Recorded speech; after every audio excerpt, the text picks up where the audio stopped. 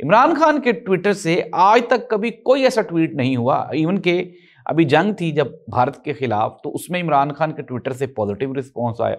اسرائیل فلسطین کی جنگ تھی تو عمران خان نے اسرائیل کے خلاف جو ہے وہ ٹویٹ کیے۔ تو ایسی صورتحال میں یہ کہہ دینا اب ہر بات آپ کی ہی تو نہیں مانی جائے گی۔ آپ نے عمران خان کو 3 سال سے جیل میں رکھا ہوا ہے، کس بنیاد پہ رکھا ہوا ہے یہ آپ نے آج تک ابھی عوام کو مطمئن نہیں آپ کر پائے۔ ایسی صورتحال میں کس طرح آپ کہہ سکتے ہیں کہ عمران خان کا فیصلہ ہوگا اور میرٹ پہ ہوگا؟